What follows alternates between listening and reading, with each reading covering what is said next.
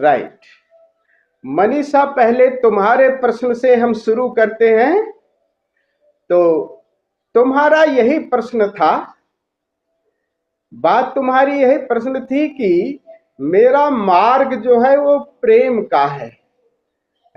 मैं क्लियर कर दूं, तुम ये कह रही हो कि मेरा मार्ग प्रेम का है और मुझे आप बैठे बैठे अपने से बात करते रहती हूं अक्सर। यही ना था मूल प्रश्न आपका, यही है। तो मैं कैसे इससे मुक्त हो जाऊं? मूल बात खूब समझ लो मनीषा, आखिर मुक्ति ये सब इसकी चाहत क्यों है? क्या जरूरत है? पशु पक्षी को तो जरूरत नहीं है, स्वस्थ है। लेकिन मनुष्य यात्रा पर, जब से हम पैदा हुए हैं, जब से सृष्टि ये बनी है, तब से एक अतृप्ति है ही है। उस पूर्णता की चाह भीतर है ही है। और जहां अभी हम हैं, मनुष्य जहां है, पशु पक्षियों में इसकी जरूरत नहीं है कि वो आध्यात्म की यात्रा, मुक्त की चाहत ये नहीं करे। केवल मनुष्य ही ऐसा है जिसको ये जरूरत है कि वो पीड़ा में है, संताप में है, दुख में है, और वो चाहता है कि जहां हम हैं वहां से सुखी नहीं है। ये बात तो मानोगी ना मनीषा? हम जहां हैं वहां दुखी हैं और तनाव में हैं। यही बात है। और इसी के लिए हम आध्यात्म की राह सारी जगह तलाशते हैं कि कहीं मिल जाए कि ये दुख से मुक्ति हो जाए, एक ऐसी सुख पकड़ में आ जाए कि जिसमें दुख रहे ही नहीं। हम यही चाहते हैं ना, जहां दुख ना हो। अब बात यह है कि आप कौन है इनका मित्र? जरा आप अपनी माइक ऑफ रखिए। आप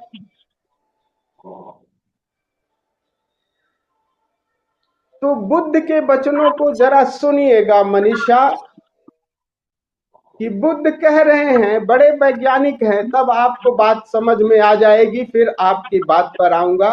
बुद्ध कह रहे हैं, तुम जहां हो, तुम एक बात तय करो, आत्मा परमात्मा की बात छोड़ो। तुम दुखी हो ना? बुद्ध तो यही कह रहे हैं कि तुम दुखी हो।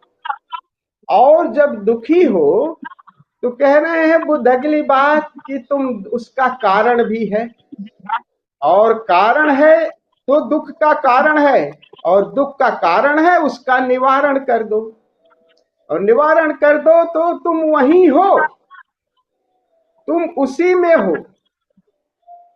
अब मनीषा समझो इस बात को, जहां हम हैं, जिस जगह हैं, वहां दुख ही दुख है, और उसका एक ही कारण है, एक ही कारण है कि हम आधे को पकड़ लेना चाहते हैं, पूरे को नहीं।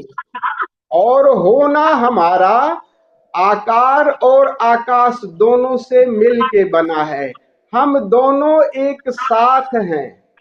तो हमारी जो पिछली सारी यात्रा है, तो सारी आइडेंटिटी आकार को पकड़ लेने की है। आकार में क्या है?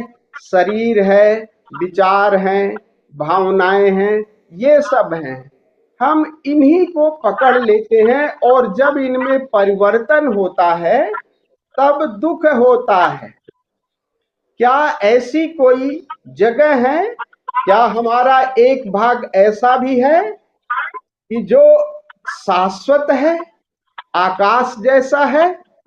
अगर हम वहां पर जाने की कला सीख लें तो तब ये बातें पेरीफेरी पर, इन पर परिवर्तन होता रहता है, और फिर हम एक सहज आनंद की स्थिति में आ जाते हैं। तो मनुष्य की सारी साधना क्या है? मनुष्य की सारी साधना यह है कि कैसे हम आकार से उस शून्य, उस शाश्वत चैतन्य में कैसे अपनी जड़ें जमा ले। और मजे की बात यह भी समझ लीजिए कि हम उसी से ही आए हैं, हमारा मूल भी वही है।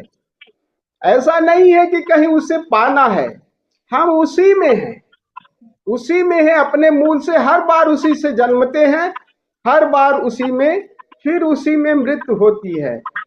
फर्क कितना है? फर्क केवल है कि वो जीवन और मृत्यु मूर्छा में हो रहा है। और आध्यात्म की साधना है कि कैसे जब हम शरीर छू उस जब आकाश उस शाश्वत की तरफ जा रहे हैं, तब हम जागे हुए कैसे प्रवेश कर जाएं। जागे हुए प्रवेश कर जाएं तो बात बन जाती है।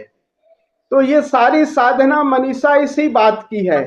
अब तुम्हारे प्रश्न पर आता हूं। ये मूल बात आप लोग समझ लीजिए कि हम वहीं से आए हैं।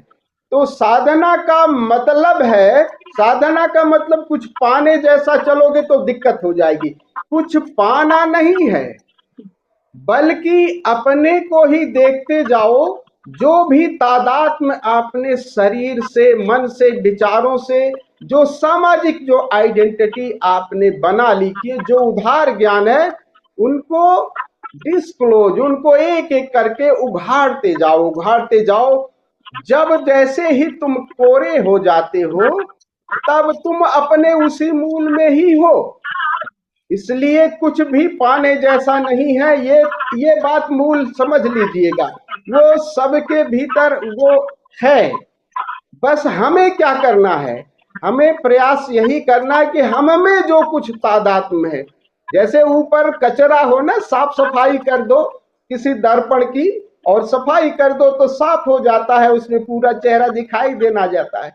तो आध्यात्मिक यात्रा केवल अपने को साफ कर देने की है, और भीतर वो हम उस शाश्वत में है ही हैं, वहीं से आए हैं।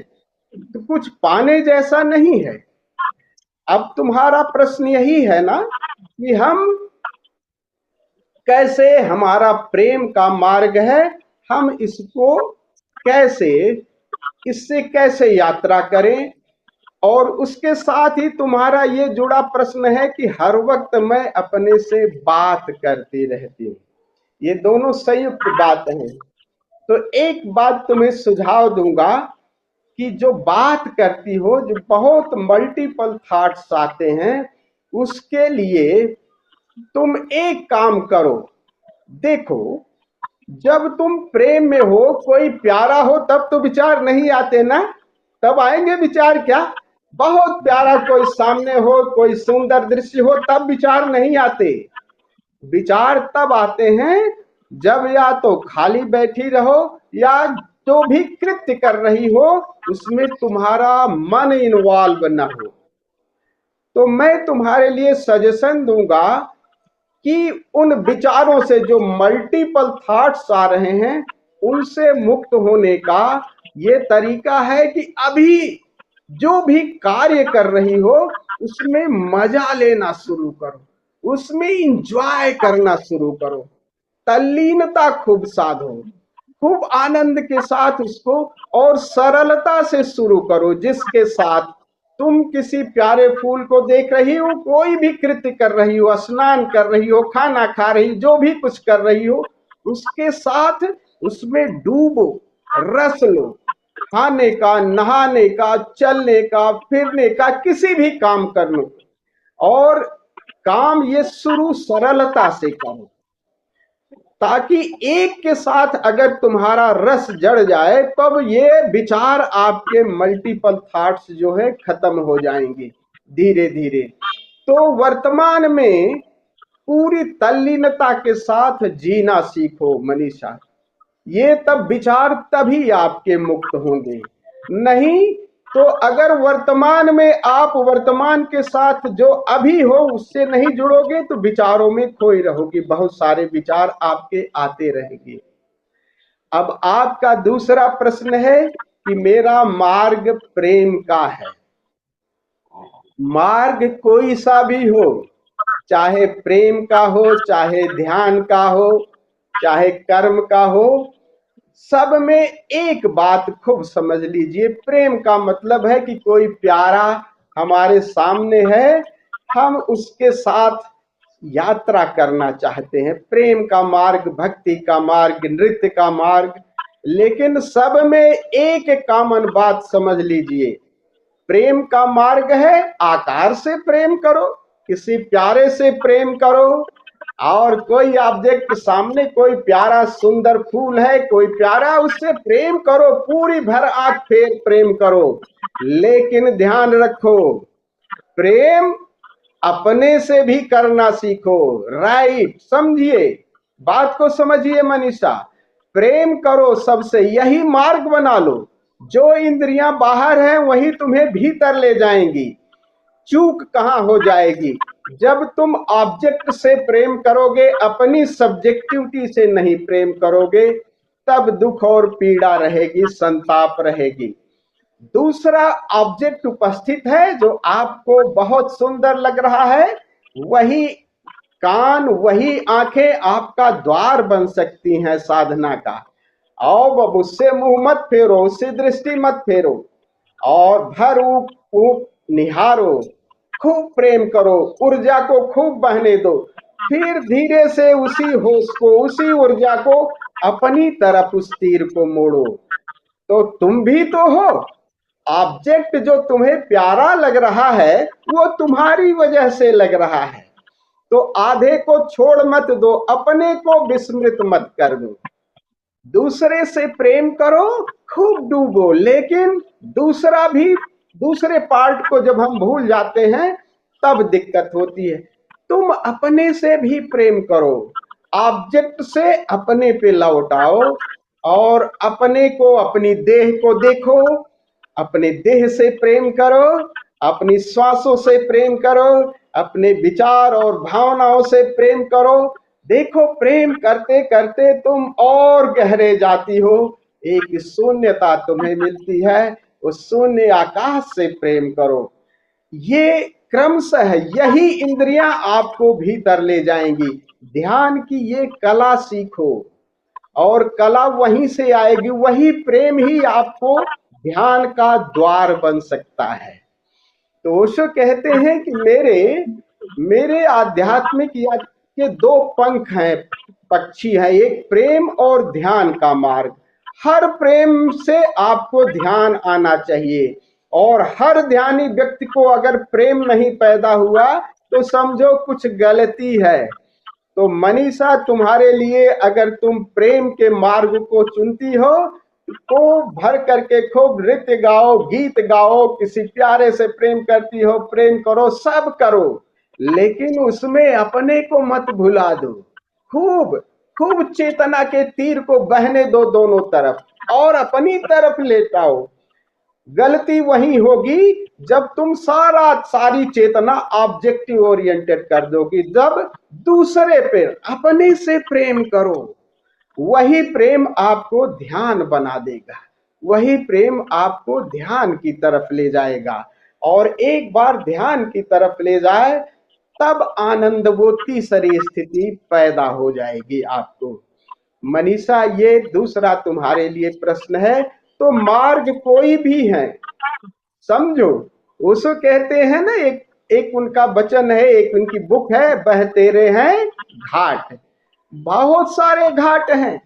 उस सागर में उतरने के लिए चाहे प्रेम का घाट रखो, चाहे ध्यान का घाट रखो, चाहे भक्ति का घाट रखो, चाहे कर्म का घाट रखो, चाहे योग का घाट, जो भी घाट, जिस घाट से उतरो, घाट किसी घाट से उतरो, जाओगे कहां? अंत में सागर में ही जाना होगा ना। तो घाट कोई सा भी चुनो, तुम उसी सागर में मानोगी, वही घाट आपको उसी सागर में उतारेगा।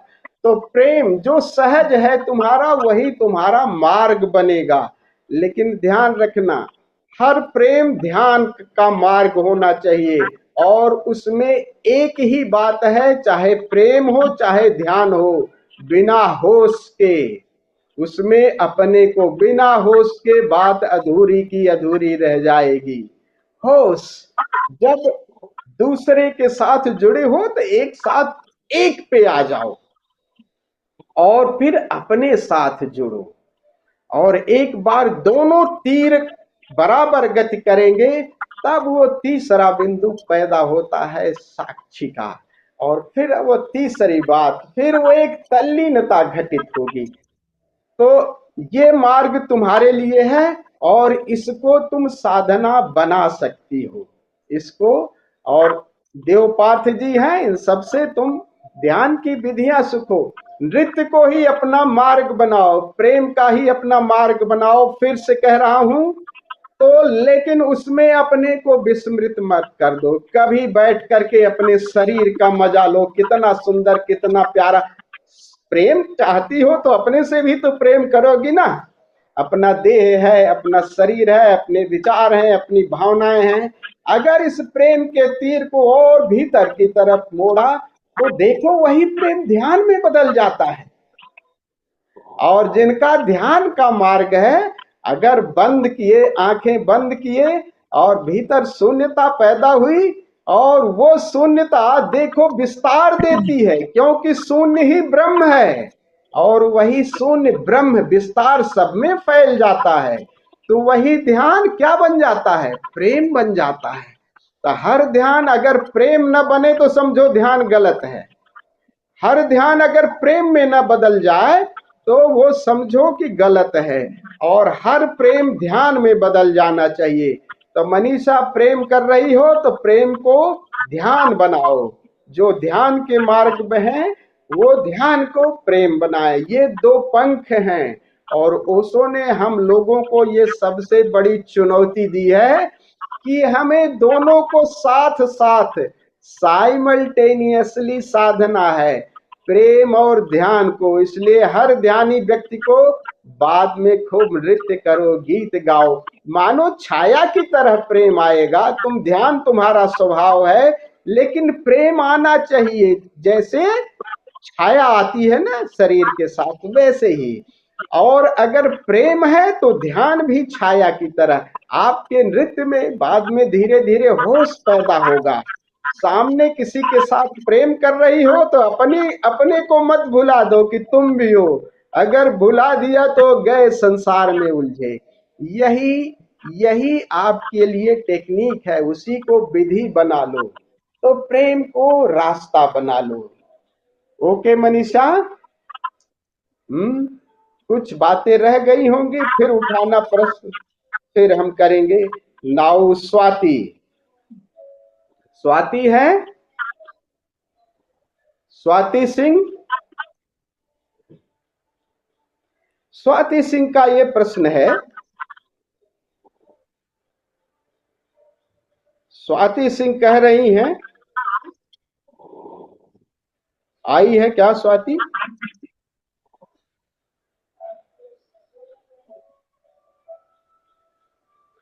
आप लोगों को बात समझ में आ रही है नहीं? बातें समझ में आ रही है नहीं देवपार्थ जी? जी आ रही है। बहुत सुंदर। स्वाति जी नहीं है। स्वाति जी नहीं है। स्वाति जी का ये प्रश्न है। स्वाति जी कहती हैं कि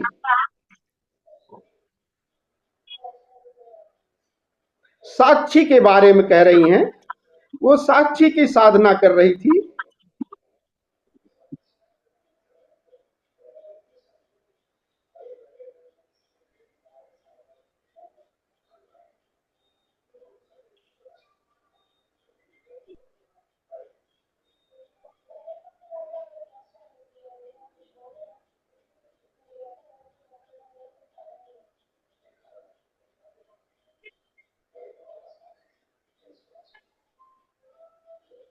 वो कह रही है भक्ति के मार्ग में चलने वाले भजन और कीर्तन करते हैं और ज्ञान के मार्ग में चलने वाले ध्यान करते हैं। ये साक्षी भाव में साक्षी भाव में रहते हैं।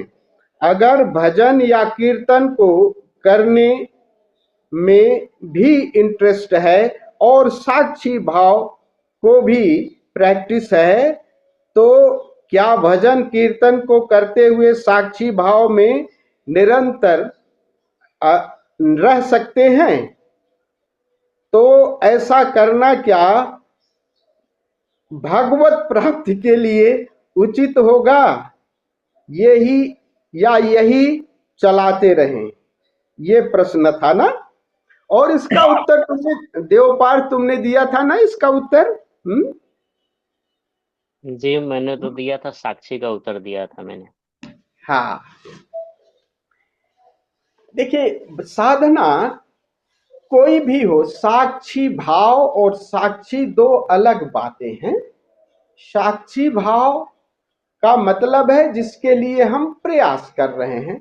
साक्षी भाव एक नकारात्मक साधना है कि जब हम कोई कृत्य कर रहे हैं उससे एक डिस्टेंस बना के चल रहे हैं कि वो हम नहीं हैं, हम जानने वाले हैं, इसकी साधना की जाती है। लेकिन बाद में वो साक्षी भाव ध्यान में बदलता है, साक्षी पैदा होगा, साक्षी भाव प्रयास किया जाता है, उसकी एक साधना है साक्षी भाव। और जैसे तल्लीनता की साधना है वैसे साक्षी भाव की शुरुआत में, तल्लीनता में क्या होता है, तल्लीनता में भक्ति क्या होता है, तल्लीन होता है ना, डूब जाता है। जैसे हम नृत्य कर रहे हैं तो नृत्य ही हो गए, खाना खा रहे हैं खाना ही हो गए, सामने कोई प्यारा है उसके साथ पूरी चेतना एक साथ जुड़ गई। साक्षी भाव में क्या है कि हम एक दूरी बनाए रखते हैं, भोजन कर रहे हैं तो जैसे भोजन किया जा रहा है मैं हूं, मैं उससे अलग हूं।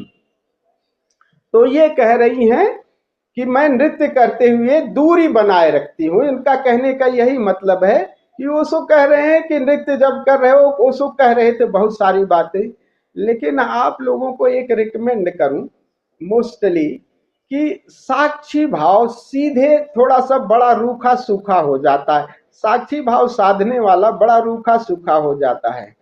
आप लोगों को जो बात करूं, शुरुआत आप तल्लीनता से करो, जो भी कृत्य करो उसमें डूब करके करो, उसके साथ मजा लो, मजा शब्द समझो।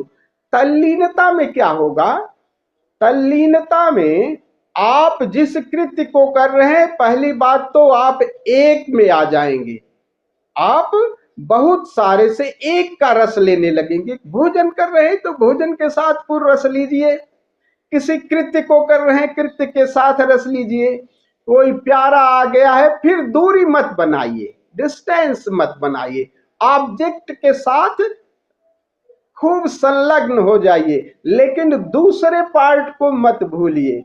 फिर तल्लीनता सल्लीनता में कैसे कन्वर्ट होगी, फिर बैठ के अपने शरीर के साथ मजा लीजिए, शरीर को देखिए, एक एक भीतर विचारों को भावों को देखिए और सबके साथ रसमय हो जाइए, एक दूरी न बनाएं और देखें। फिर शून्य जैसे आने लगता है और उस शून्य में भी डूबने की कला सीखिए, शून्यता के साथ उस निर्विचारता के साथ उस शाश्वत आकाश के साथ भी डूब जाने की कला सीखिए।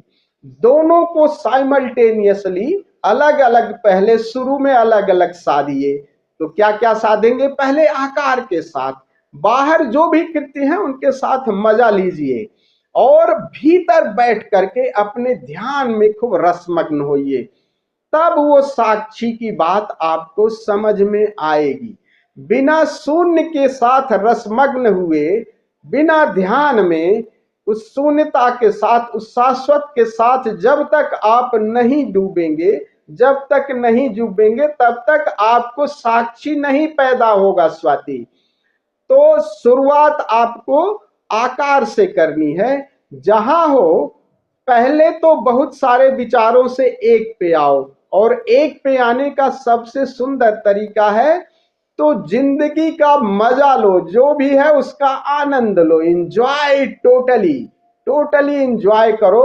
और उस इंजॉयमेंट में तुम भी हो, बस ये चेतना का तीर साम अपनी तरफ भी रखो, दूसरा बस एक हल्का बोध अपना, ये नहीं कि कोई प्यारा दिखा तो चल लिए उसको किसी सुंदर दृश्य में, अब अपने को भी अगर शुद्ध रखोगे तो ऑब्जेक्ट की तरफ बिल्कुल मूर्छा में नहीं चले जाओगे। तो उसके साथ भी और अपना भी ध्यान, चेतना का तीर दोनों तरफ जाने दो। और जैसे ही तुम शाश्वत के साथ डूबना सीख लेते हो और आकार के साथ डूबना सीख लेते हो, तब वो तीसरा बिंदु तय प्रकट होता है, वो है साक्षी।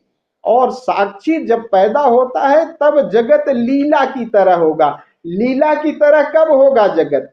जब तुम्हें उस शून्य में रसमग्न डूबने की कला आ जाएगी, जिसे ध्यान कह रहे हैं, जिसे समाधि कह रहे हैं। जब तक तुम शाश्वत में अपने जड़े नहीं जमाओगे, शून्य की झलक आएगी तब आकार के साथ एक दूरी बनेगी, नहीं तो इससे पहले नहीं बनेगी। और इसको साधने का तरीका यही है कि जो जब भी जहां हम हैं वहां बहुत सारी विचार है ना, बहुत सारे विचार हैं, तो बहुत सारे विचारों से एक पे आने का तरीका है कि अभी वर्तमान का मजा, just live here and now, जिसे वो सो बहुत बार कह रहे हैं कि just live here now and now, वर्तमान का मजा लो। अभी सुंदर दृश्य है, भरपूर निहारो, ताकि आप एक पर आने की कला सीख लो और फिर अपने शून्य का भी मजा लेना सीखो, ध्यान की भी कला सीखो। दोनों के साथ अगर बराबर गति करोगे तब वो तीसरा बिंदु आपका साक्षी आएगा। उसी साक्षी को कृष्ण कह रहे हैं लीला।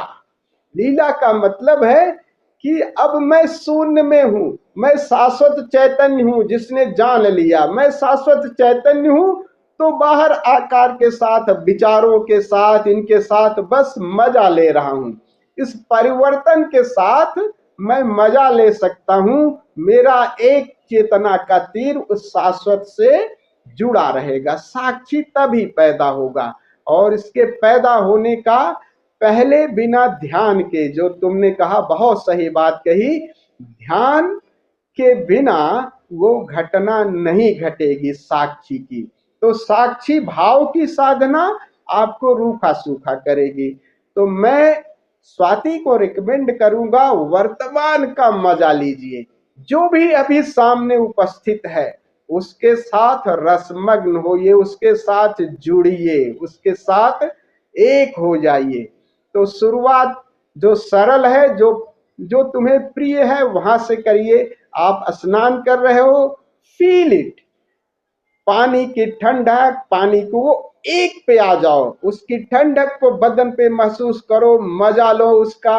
भोजन कर रहे हो, पूरे रस का मजा लो, दूरी मत बनाओ, पूरा मजा लो। कोई बैठा है प्यारा, उससे बात करो, एंजॉय। और कभी इन सब को छोड़ करके अपना मजा लो, अपने होने का मजा लो।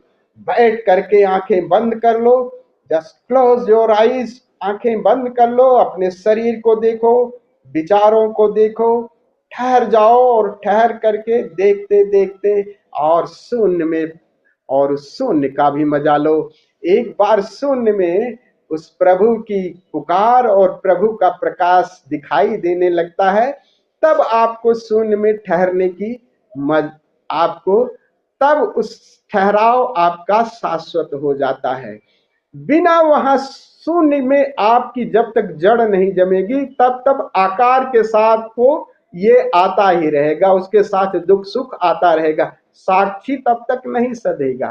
तो यू आर राइट, आप देवपार्थ जी बिल्कुल ठीक कह रहे हैं। तो इसकी जो टेक्निक है, वो टेक्निक मैं ये कहूंगा कि आप जो भी कर रहे हैं उसके साथ पहले मजा लेना शुरू करें। रसमग्नता आपको होश ही ले आएगी। आपको होश कहाँ कब गड़बड़ होगा? जब आप अपने शून्य का मजा लेना भूल जाएंगे। तो कभी कभी खूब नृत्य करो और नृत्य करके खूब ऊर्जा को जगा लो, श्वासों के माध्यम से। श्वास प्यारा है, श्वास के माध्यम से। नृत्य माध्यम है, आसन माध्यम है, इससे पेरी को पूरा स्वस्थ कर लो। जैसे मंदिर की साफ सफाई नहीं करते, तब साफ सफाई कर लो, फिर गृह में बैठ करके सोने का मजा लो। और इन दोनों को अगर तुम जान लोगे, तब वो साक्षी पैदा होगा कि मैं शाश्वत भी हूं, मैं आकार भी हूं, मैं आकाश भी हूं। तो आकार में जो भी परिवर्तन होते रहेंगे उसको करते रहोगे। और शाश्वत तो एक रस है। अगर तुम अनहद का ज्ञान, ओंकार का ज्ञान है देवपार्थ? ओंकार का ज्ञान है ना तुम्हें?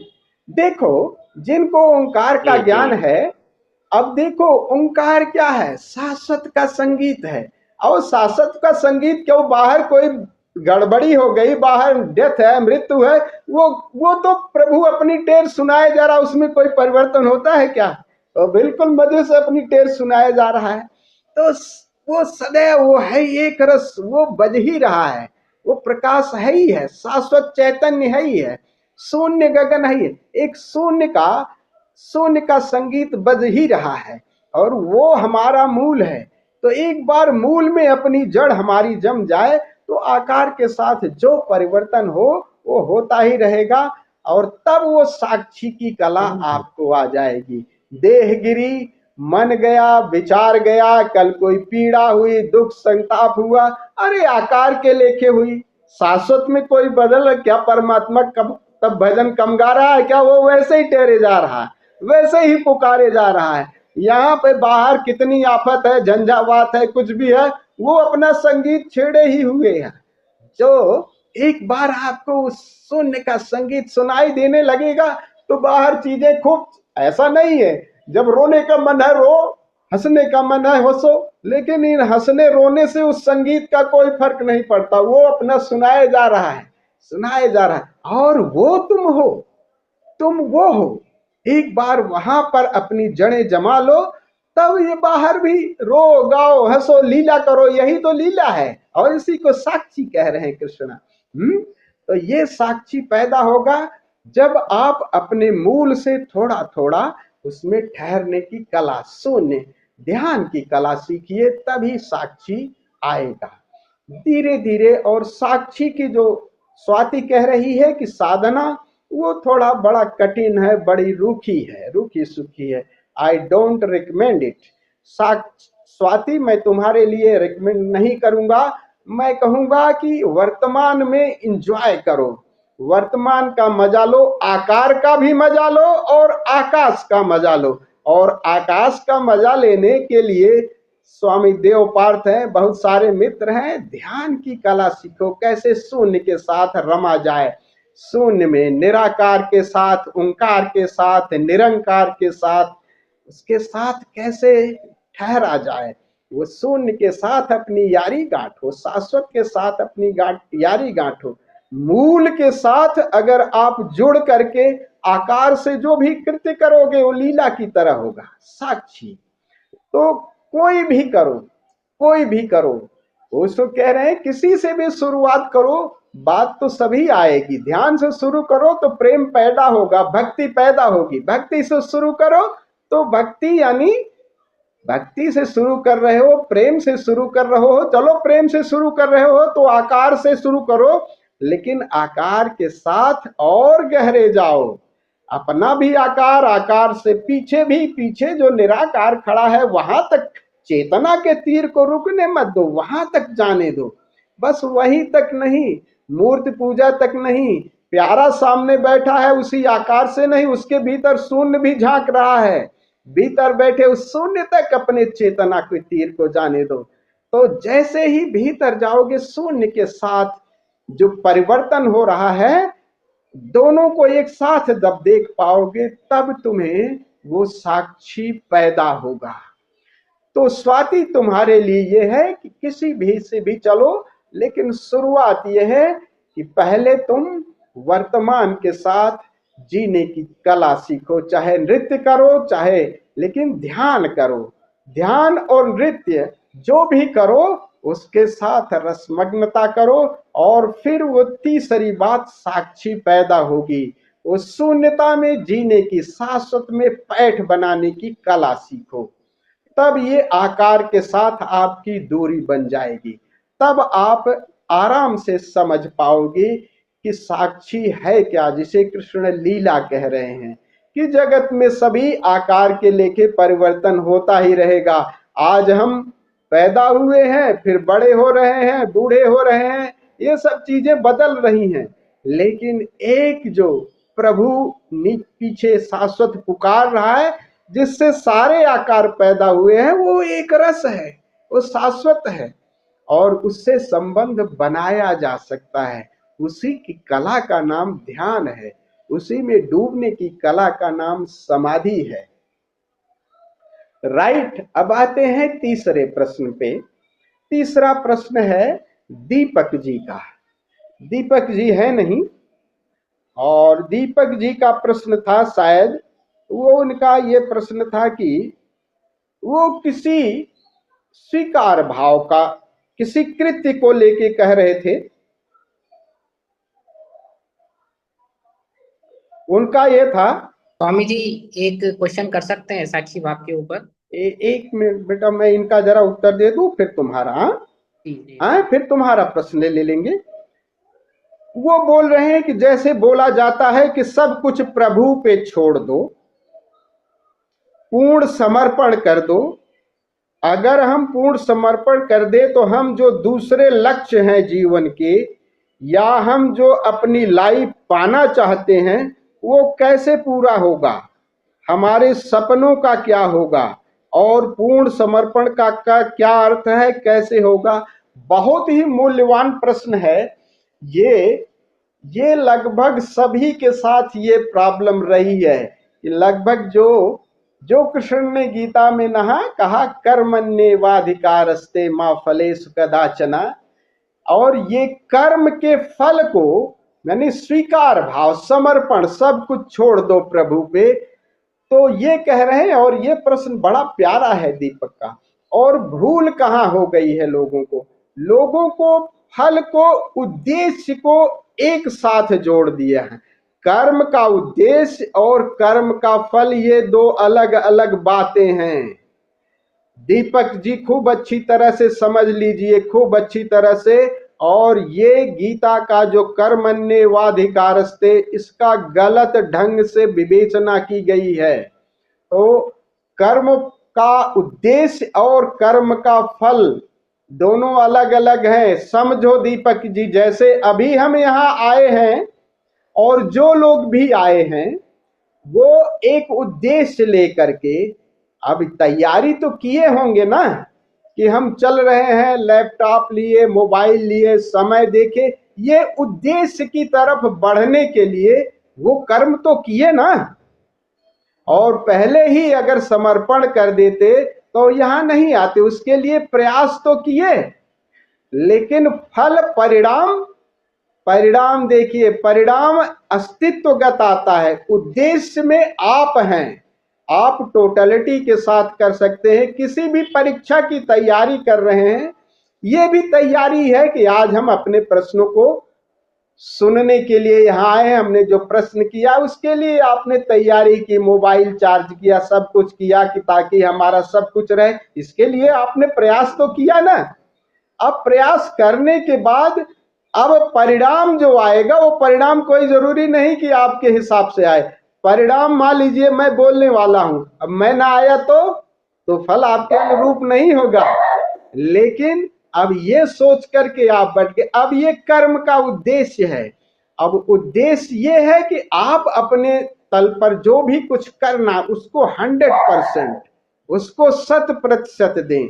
तो कर्म का उद्देश्य आपको कर्म के लिए प्रेरित करेगा, लेकिन फल की आकांक्षा आपको कर्म के लिए और उसमें जो इंटेंसिटी है वो लाने में कम कर देगी। समझो, एक उदाहरण और दूं आपको, एक उदाहरण दूं। सपोज आपके घर में कोई इमरजेंसी हो गई, कोई माता है, पिता है, अचानक बीमार हो गए।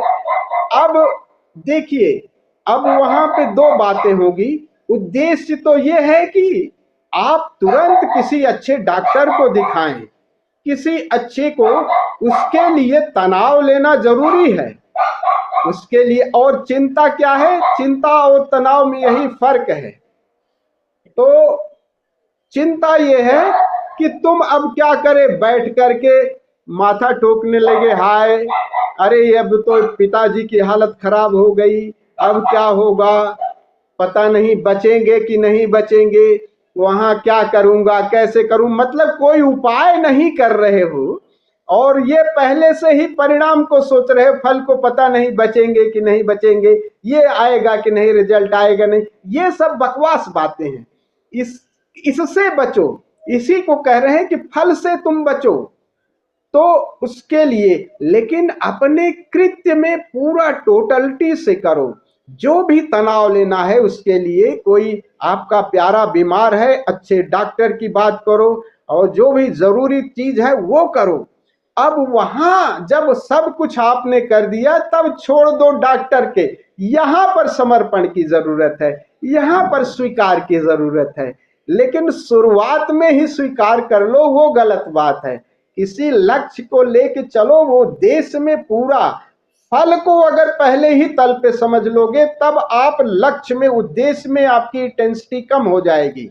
आप किसी तैयारी में लगे हो, किसी प्रोफेशनल किसी की परीक्षा की तैयारी में लगे हो, तो तैयारी में अपनी टोटलिटी को झोंक दो ना पूरा।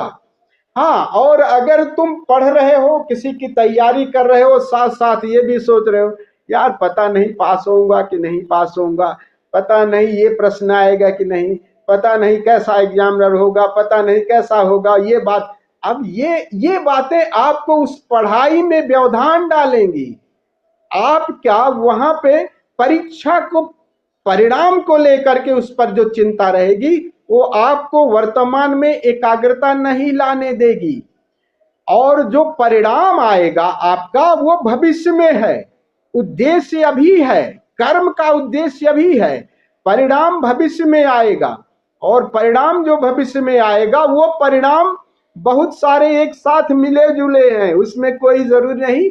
अक्सर वो आपका उद्देश्य जितना है वो मिलता है, लेकिन कभी कभी गलत भी हो जाता है। सब हो राखी, समझो तुम परीक्षा की तैयारी कर रहे, पूरी मेहनत कर रही, पूरी टोटलिटी के साथ प्रश्न तैयार कर रही हो और खूब अच्छे पेपर भी दिए।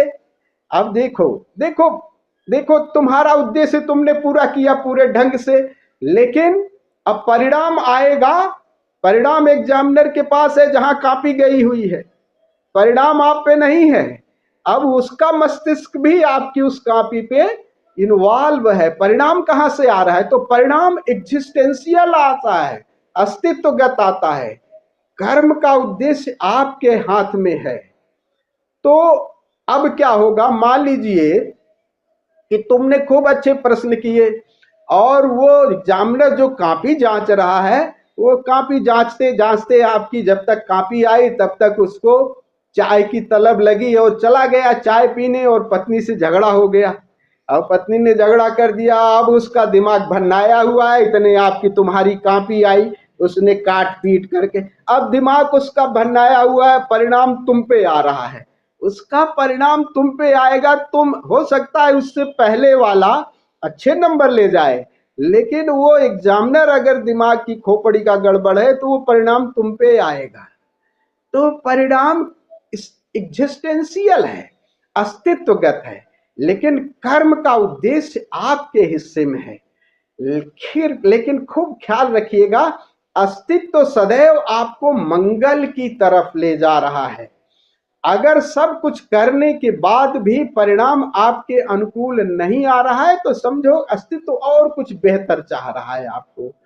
तो फल, आपका जो फल है उसको स्वीकार करना है, फल को, उद्देश्य को नहीं।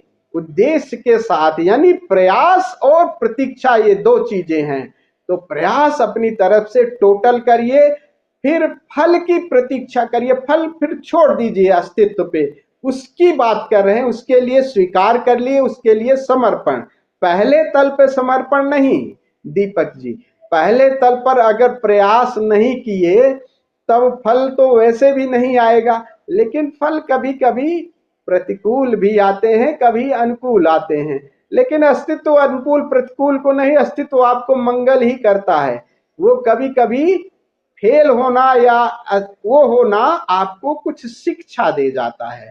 तो इसके लिए ये ना सोचे, लेकिन उद्देश्य में आपको टोटल अपना लगाना है। उद्देश्य में अगर फल को इन्वॉल्व करेंगे तो आपका उद्देश्य, उसकी इंटेंसिटी, उसमें कार्य करने की क्षमता कम हो जाएगी। आप समझो किसान कोई मेहनत कर रहा है, खेती कर रहा है, अब गुड़ाई कर रहा है, निचाई कर रहा है, बीज बो रहा है और पहले ही सोचने लगे पता नहीं बारिश हो जाएगी, बीज जमेंगे कि नहीं जमेंगे। अब श्रम ही नहीं करोगे तो क्या होगा, उस समय ही फल की सोचने लगे। अरे फल जो भी देगा देगा, फल अस्तित्व से आएगा, लेकिन हम श्रम तो करें। तो दीपक जी, श्रम जो है, श्रम में टोटलिटी में उद्देश्य, उद्देश्य आपका वर्तमान क्या है और फल भविष्य में आएगा। फल से, फल की पहले से इच्छा करो, वो उसी के लिए कह रहे हैं, उसको स्वीकार कर लो। तो श्रम करने के बाद परिणाम क्या आएगा उसको स्वीकार करने के बाद उसके लिए चिंतित होना वो दुखदाई है, या कर्म करते समय उसकी ही ख्याल रखना वो भी दुखदाई है, वो भी आपके वर्तमान को प्रभावित करेगा। तो ये बातें हैं। तो दीपक जी, आपके लिए ये ध्यान रखिएगा, कर्म का उद्देश्य, कर्म का उद्देश्य आपके वर्तमान से है और कर्म का फल आपका भविष्य से है। तो फल को आप स्वीकार कर लिए और उद्देश्य को नहीं। उद्देश्य में टोटलिटी के साथ करना है। परिणाम जो भी अस्तित्व से आए, परिणाम आप में, आपके हिस्से में है नहीं। वैसे भी आप दुखी हो, चाहे कोई भी दुखी चिंतित हो, तो उससे कोई फर्क नहीं पड़ेगा। ऐसे ही कि जैसे हम लोग यहाँ पे इकट्ठे हैं, अब ना आते हम तो क्या करते, आप लोग सुनते, कौन क्या करते, सब थोड़ी देर करके चले जाते। लेकिन हम सब जो भी 4-5 लोग इकट्ठे हैं, आए और हम लोग संवाद किए और बात बनी, सुन लिए। तो फल कहाँ से आया? फल तो तभी आया ना कि जब आपने उद्देश्य को पूरा किया। अगर उद्देश्य में ही वहीं पहले तब बैठ, पता नहीं स्वामी जी आएंगे कि नहीं जाएंगी, क्या पता कुछ गड़बड़ होगा, ये परिणाम पता नहीं, बात बनेगी कि नहीं बनेगी, ये सब चीजें नहीं। उद्देश्य आपने पूरा किया, पहले से अपने मोबाइल को देख लिया, सब कुछ दे लिया, टाइम पे आप तैयार हो गए और बात बन गई, हम लोग उपस्थित हैं। लेकिन ऐसा भी हो सकता था कि आप आते और मैं न होता, तब क्या करते, आप बंद करके चले जाते। तब उस परिणाम को कह रहे हैं कि परिणाम दोनों आ सकते हैं, आपके पक्ष में भी आ सकता है, आपके विपक्ष में आ सकता है। उसके लिए आपको स्वीकार कर लेना, उसको, उसके लिए चिंता नहीं करने लगे कि अब दुखी है, ये क्यों नहीं आए, नहीं आए, ये ऐसे ही था। तो दीपक जी, उद्देश्य और फल ये दोनों अलग अलग बातें हैं। आपको कर्म के लिए उद्देश्य टोटलिटी के साथ करना है, फल आपके हिस्से में नहीं है, बहुत थोड़ा सा है, उसमें पूरा अस्तित्व है और उस अस्तित्व को आप नहीं बदल सकते। आपके पक्ष में वो तभी आएगा, वो परम नियम से चल रहा है। परमात्मा आपको जिस दिशा में ले जाना चाह रहा है, बस उस दिशा में ले ही जाएगा। तुम तो अपने कृत्य को करो पूरे ढंग के साथ। तो दीपक जी, ये आपका उत्तर था। Yes, then Gaurav ji, are you here? Gaurav ji. प्रणाम स्वामी जी। हाँ, बोलिए। स्वामी जी, मैं ये बोल रहा था कि साक्षी भाव का सबसे बड़ा फायदा क्या होता है कि सारी जो तनाव है, जो टेंशन है, वो खत्म हो जाती है। जैसे ही हम, हमारे ख्याल में आता है कि हम तो है ही नहीं, हम तो सिर्फ देखने वाले हैं, हाँ तो सबसे बड़ा फायदा इसका यही होता है कि जितनी भी टेंशन्स रहती हैं ऑफिस की, घर की, वो सब एकदम से खत्म हो जाती हैं। हाँ हाँ, हो तो जाती इसलिए है। मैं, हम्म, हाँ, तो मैं साक्षी भाव को थोड़ा ज्यादा प्रेफरेंस देता हूँ कि एकदम से वो, एकदम से रिलैक्स, सारी वासनाएं खत्म हो जाती है कि अब क्या वासना जब हम है ही नहीं। ये समझा लेते हो या हो जाती हैं? समझा लेना और हो जाना अलग बात है। साक्षी भाव ऐसा भी हो जाता है कभी कभी कि हम स्वीकार कर लेते हैं साक्षी भाव। साक्षी भाव पता होगा, बिना ध्यान के नहीं होगा। सब कुछ एक, अगर भीतर आपको ये बात होगी, अगर भीतर आपको कि ये हो जाएगा कि सब कुछ परम नियम से चल रहा, ये बात गहरे में घुट जाएगी, तब तो ये बिल्कुल साक्षी भाव पैदा हो सकता है। बिल्कुल, अगर आपको गौरव जी ये चीज घट गई है, तब तो मजा है, बिल्कुल ठीक है, यही सब, यही ध्यान है, यही फिर और क्या, मजा लीजिए, फिर कभी सुनने का मजा लीजिए। लेकिन ये देखिएगा कि ये क्या केवल हमने सुन रखा है वैसे आया है, क्या ऐसी विपत्तियां, अनुकूल परिस्थितियां, प्रतिकूल परिस्थितियां आई, वहां अपने को देखिएगा, वहां क्या आप सहज रह पाते हैं कि नहीं? तब अगर वहां सहजता है, कह पाते, लेकिन कई बार साक्षी भाव में जब रहते हैं तो बड़ा आनंदित, और वो देखते हैं कि जब हम हैं ही नहीं तो इस चीज की क्यों टेंशन लेना। हमेशा जब ज्यादा क्रिटिकल होती है तो इन्वॉल्व हो जाते हैं, ये भी होता है। हाँ राइट। लेकिन वो याद आ मेडिटेशन। जाता है, वो याद भी आ जाता है कुछ देर में। हाँ, वो क्या है गौरव जी, असल में ये हम ये पढ़ चुके हैं, पढ़ लिए हैं, इसलिए वो थोड़ी थोड़ी उसकी आ जाती है। लेकिन बात बिना ध्यान के ये पूरी नहीं बटेगी, जीवन में नहीं उतरेगी। जब तक हम उस शून्य के साथ, उस भीतर अपने शून्य का जो स्पेस, शून्य के साथ जब तक हम नहीं जुड़ेंगे तब तक आकार में परिवर्तन होगा ना, तो हम उसी के साथ अभी जुड़े हुए हैं ना, तब कब जाएंगे, तब कब जाएंगे, कितना भी समझाओ तब तक वो समझाने वाली बात है। तुलसीदास जी कहते हैं, मुई नार गृह संपत्ति नासी, मूड मुड़ाई भय सन्यासी। तो ऐसा ना हो जाए कि कभी परिस्थितियां कुछ, हम जो है हम ही किंग कर्तव्य विमूढ़ हो जाएं और स्वीकार, स्वीकार नपुंसक नहीं है, स्वीकार नपुंसकता नहीं है कि सब छोड़ दो परमात्मा के ऊपर, साक्षी सब उसके ऊपर। स्वीकार स्वीकार श्रम के बाद आएगा, खूब मेहनत करने के बाद, पूरा प्रयास के बाद, तब ये अंतिम बात घटना है, स्वीकार भाव आता है। और साक्षी थोड़ी सी ऊपर बात, साक्षी का मतलब है कि तुम अब वहां खड़े हो जहां से इस आकार के सारे परिवर्तन को देख सकते हो, बदलने को, देह गई, विचार गए, भाव गए, ये प्रतिकूल हुआ, ये अनुकूल हुआ, ये सब चीजें जो बदल रही हैं, इनको हम जानने वाले हैं। और जानने वाला कहाँ खड़ा है, जानने वाला वो शाश्वत है जो अडोल है, जो बदलता नहीं, जो नहीं बदल रहा है ना, वहां पर अगर हम खड़े होंगे तब ये बात समझ में आएगी। हाँ, तो हम अपने को बिल्कुल ये चीज समझ लीजिए, ये किताबों से ये ज्ञान आ गया है। और कभी कभी ये रेयर, किसी किसी को ऐसी घटना घट जाती है, लेकिन अगर ये घटना आपको अनुकूल प्रतिकूल परिस्थितियों में हो जाए तो वेरी गुड, वही ध्यान है फिर।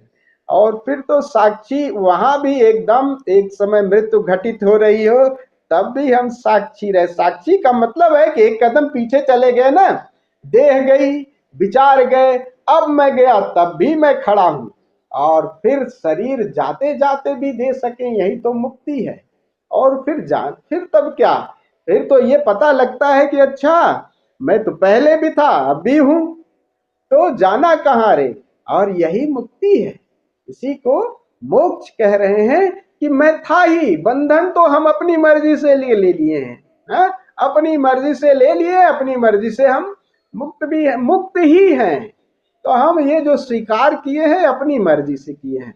ये बात तब पता लगती है जब हम उस अंतिम बिंदु पर, जहां पर वो शाश्वत है, जहां अपने मूल में, हम अपने मूल में जहां हैं, जहां से आए हैं, इस आकार को दे रूप दे दिए हैं, इनके साथ भी, और वहां पर जब घटना घट रही है, सब कुछ छूट रहा है, तब भी हम जागे हुए हैं। साक्षी वहां है, अंतिम है, साक्षी अंतिम है। अंतिम समय तक अगर आप जागे हुए हो, और ये जागरण वज्र भेद है, अंतिम बात है। धीरे धीरे ये अनुकूल प्रतिकूल, कभी कभी थोड़ा सा आंख ध्यान करके मरने की कला सीखो, और फिर धीरे धीरे तब असली बात, वो घटना घटती है। ध्यान क्या है, एक छोटी सी मृत्यु है, मृत्यु। तो ध्यान मृत्यु की तरह है। मृत्यु का मतलब है कि क्या होता है ध्यान में, क्या होता है, शरीर गया, श्वास थोड़ी देर के लिए ठहर गई, विचार गए, और उस समय भी मैं हूं। और क्या होता है मृत्यु में भी तो यही होता है, शरीर देह सब जाती है, श्वास जाती है। और अगर अंतिम समय तक जागे रहे तो देखते हैं कि अरे मेरा होना तो तब भी है, मैं शाश्वत हूं।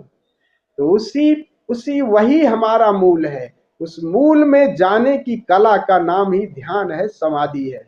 बिना उसके वहां पर जाने, जीते जी जाने साक्षी की बात थोड़ी कठिन, राइट है। बिल्कुल सब। तो बहुत सुंदर, पार्थ जी गए क्या, तो सत्र को नहीं है विराम दे आचार्य राखी। जी यहीं पे।